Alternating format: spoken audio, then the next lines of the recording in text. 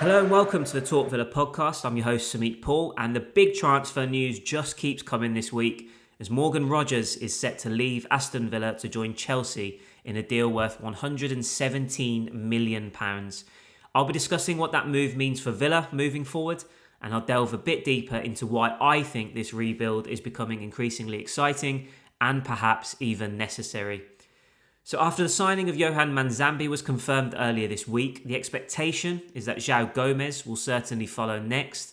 But with the likes of João Palhinha and Pervis Estupiñán said to not be far off becoming Villa players as well, Villa continue to balance our books with exits as Morgan Rogers is expected to be the next one to go after Youri Tielemans, with Luca Dean also tipped to join them shortly as well. It's reported that the fee is £117 million, and of course it's Chelsea, despite heavy speculation all summer that it was Arsenal leading the race to sign Rodgers.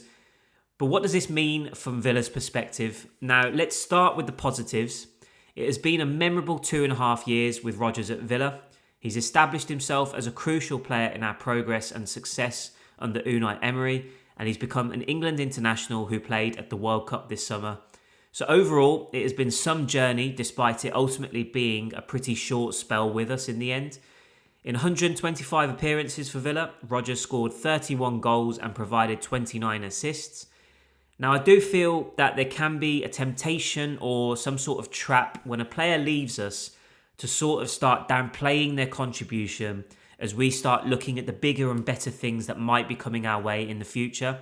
But I think it's important to say that there's absolutely no doubt that Rodgers was pivotal in our success over the past 2 seasons, which obviously culminated in Champions League qualification again last season and lifting the Europa League trophy. Now, if we go back to January 2024, it was Emery himself who was said to be pushing to sign Rodgers after we played Middlesbrough. And if we remember, it was a protracted pursuit. I think there was a couple of rejected offers before we eventually struck a deal with Middlesbrough and signed him. And it's just remarkable for me to think that we're going to sell him for £117 million after acquiring him for just £8 million plus add-ons. That just goes to show the development, the job that Emery and the coaching staff have done, how far Rodgers has come as a player. And I just think it's remarkable business to be selling him for such a massive, massive profit. But just looking at his influence and importance in the team and what we'll now miss, he was able to play across the line for us, showing his versatility, whether it was out wide on the wings, through the middle, or at times even up front when we needed him to. His physicality, his pace, his creativity all made him a nightmare to deal with when he was on it. And he could either break from deeper areas, which he was so effective at doing for us, or beat his man in 1v1 situations in more advanced positions. I think he was crucial to helping us unlock teams time and time again. His movement in and around the box was excellent, and he also added another string to his bow when he started scoring from distance for us. Now, that said, it would be wrong for me to just highlight all the positives and not consider the negatives as well. Particularly last season, I think Rodgers struggled for long periods. It wasn't just a case of a goal drought or an assist drought. It was to the point where he was making little to no impact and no contribution in the final third. And yet Emery would continue to stick by him with confidence that he could play through his struggles and eventually rediscover his form again. For Rodgers, he would always maintain that it was his job in the team to score and create. And so it was never about taking the easy option for him, because he was so important to making us tick in the final third and finding a way through teams. So to his credit, he did always try that extra little flick, that little bit of flair, that something or other to try and open teams up for us. That actually takes a lot of courage for him, and so I would give him massive credit for that part of it. However, you balance that out, and we saw how bad things got early on in the season against Bologna in the Europa League, I think it was, where he was sarcastically cheered by the home crowd for completing a pass after just gifting possession away on countless occasions prior to that. So I would say that he's still developing and refining his game, and he'll probably go on to showcase what a top player he is at Chelsea. But from a Villa perspective though, which is more important for us, receiving £117 million for him, for me, is superb business. Even if Middlesbrough take a cut of that with their sell-on clause, as with any player, it's going to be sad to see him go, especially the way that he sort of integrated and was almost sort of the face of the team moving forwards. At the end of the day, his transfer fee addresses any financial concerns that we had. It helps us to avoid any further sanctions in the short-term future, and it should also help now to fund our own spending with the full confidence in Emery and our recruitment team to continue to get it right by investing wisely and making this an increasingly competitive squad. I think another key factor in all of this, which should be mentioned, is the timing of it. I think it's so important that these big exits, as I say, as damaging as they are to see big players go through the exit door, it's vital that they're coming now in the middle of July rather than at the end of the transfer window where we're just left scrambling for solutions from what's left on the market, as we saw last summer. Yes, again, I will reiterate that it's disappointing to lose players that we have that are so important and part of the nucleus of the current squad. But to an extent, I honestly feel quite excited by this rebuild. We've now got time to keep scouring the market, identify our priority targets, rather than bring in whoever we can late on, whether that's on loan deals, whether that's overpaying for them because teams know that we're scrambling. We're in a position of strength now where we've got the money to go out and spend on players that Emery really, really wants and believes can take us forward. Manzambi has already arrived, of course, and it's now suggested that he could be the direct replacement for Rodgers, which makes a lot of sense when you look at his game and compare the two. We've seen from him for Freiburg and for Switzerland how he's got those similar traits with his physicality, his speed, his ability to turn out of pressure and spark quick transitions and get on the front foot, whether that's from deeper positions or in more advanced areas. He's got the technical quality and skill to take players on if he drifts out wide or playing through the middle. And so I think there are a lot of comparisons there that make him a really, really smart signing. And of course, from a financial perspective, half the price, 3 years younger. I think Villa have done incredibly well in this whole situation. João Gomez is expected to arrive soon and others will follow. And again, just to reiterate the same point, they will all now get a significant portion of our pre-season, not only to settle in, but to adapt to Emery's demands, as well as their new environment and teammates. And I just think that can only be a good thing for the players concerned and the collective as we look to integrate new faces. Now, our recruitment must continue at this high level.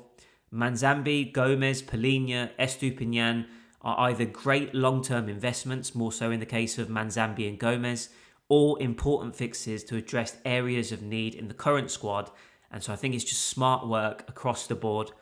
If we can continue to bolster our attack and add in key positions where we're a little short, this has the makings of being a really, really top transfer window where we fast-tracked our rebuild and become a better collective while wiping out those lingering concerns over our financial position for this year. And just a note on this rebuild itself, I just think it's remarkably courageous in terms of a strategy, but a welcome one. We won the Europa League literally only 2 months ago, and we sealed a top 4 finish in the Premier League just last season, and yet here we are. It's slightly enforced, of course, because of the pressure of adhering to financial regulations, particularly when it comes to UEFA. But I think there's an element of Emery driving this too. It's almost ruthless in a way when you see that we need to keep evolving this team and not just sit on past successes by trying to eke out the last drops from an ageing squad. Of course, we don't want to lose players like Tielemans and Rodgers because they've been so important to us and for Emery in what he's doing with his system and style of play. But I think what we're doing now is arguably needed to keep building and start a new cycle. And as I say, it's pretty ruthless in a way because it just keeps us rolling and evolving. Let's hope that this is another genius move from Emery, who continues to mastermind the best years that we've had in some time. And there's full confidence, as I say, in the recruitment now that we're changing the profile of player that we're looking for, fixing and adding depth where we need it, and hopefully just becoming a stronger squad that's capable of competing at the top level moving forward. Rodgers will be missed, there's no doubt about it. The numbers that he's produced over the last couple of seasons, but just coupled with his overall influence, it just can't be denied that he will be missed. But again, I do feel as though we will miss Tielemans more, as he was just that influence in the heart of the team that made the whole operation work. So I think filling that void is going to be the more difficult one. And whether it's João Gomez and Boubacar Kamara that take that on and that responsibility of being more creative in deeper areas, or we have another target in mind, that is the void that's going to be harder to fill for me rather than Rodgers. But like I say, we will miss him. Absolutely no doubt about it. But as I say, we've got another major void to fill now, and it's hoped that ultimately we look back on this Rodgers deal as not just great business in terms of the transfer fee and how it gives us financial flexibility now moving forward to settle up with UEFA and try and find a way to adhere to those regulations and be able to have more flexibility when it comes to future spending, but also that the Rodgers sale becomes the catalyst that sparked a new cycle under Emery, which brought us more success in the long run. So what are your thoughts on Morgan Rodgers leaving to join Chelsea in a £117 million deal? Is it good business, and are you excited by our rebuild, or are you more concerned that we're letting too many key players leave this summer? Let me know your thoughts if you're listening on YouTube. Leave your comments below. For those listening to the pod via Apple Podcasts, Spotify or other means, please head over to talkvilla.substack.com and get involved in the conversation over there. You can also visit the website talk-villa.com for more news throughout the week with all the latest transfer gossip and all the confirmed deals as and when they happen. So that's a wrap on this episode of the Talk Villa podcast. I want to say a big thank you as always for taking the time to have a listen. Please do subscribe to the pod or channel depending on where you're listening, either on Apple Podcasts, Spotify, YouTube, or wherever you're listening to your podcasts. Give the episode a like or leave a positive review if you've enjoyed it. There will be more content over the summer, as I mentioned earlier this week, as there will no doubt be more transfer speculation. And of course, preparations for the new campaign begin this coming week when we take on Walsall in our first pre-season friendly. Sign up to the Talk Villa Plus newsletter on Substack for ad-free Villa news, opinions and analysis, all of which will be delivered directly to you into your inbox. And there is also an option of a paid subscription for bonus content.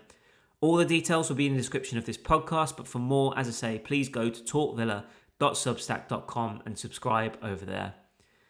That's it for this episode of the Talk Villa podcast. I will be back again on Wednesday to discuss our pre-season friendly against Walsall as we kickstart our schedule this summer. I'll have a closer look at that game and who perhaps made a bigger and positive impression than others. And of course, if there is any more transfer news, that will be covered in that episode too, as I'm sure we'll welcome João Gomez to the club by then, and possibly more deals will be agreed upon, both incoming and outgoing. That said, it will be great to have Villa back this week and to be able to talk football on the pitch rather than just off it. But until then, villains, enjoy the transfer fun, and as always, up the Villa.